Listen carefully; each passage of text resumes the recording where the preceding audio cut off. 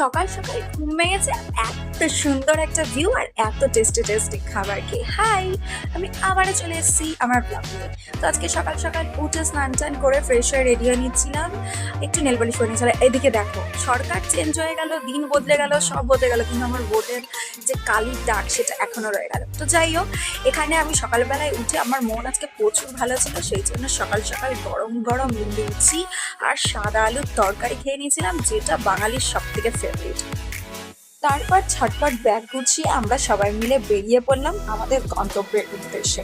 চলে গিয়েছিলাম একদম বাস স্ট্যান্ডে, স্প্ল্যানেটে। তোমরা কম বেশি যারা গেছো তারা সবাই জানো, মন্দারমণি দিঘার বাস ওখান থেকে ছাড়ে। রাত্রিরে ডিনার করে নিয়েছিলাম বাইরে থেকে, ফ্রাইড রাইস আর চিলি চিকেন। তারপরে 12:30 বাস ছেড়ে ভোরবেলা যখন 4টের সময় আমাদের নামালো, ভিউটা ঠিক আমার কাছে এইরকম ছিল। কোথায় গেছিলাম আর কত কম প্যাকেজের মধ্যে আমাদের এই মন্দারমণির ট্রিপটা আমরা কমপ্লিট করেছি, আর কোথায় কোথায় ঘুরেছি, কি কি করেছি, সেটা যদি তোমরা জানতে চাও তাহলে কিন্তু পরপর তোমাদেরকে ব্লগগুলো দেখতে হবে। তো চলো, আজকের মতো ব্লগটা এখানেই কমপ্লিট করলাম। দেখা হচ্ছে নেক্সট ব্লগে। টাটা।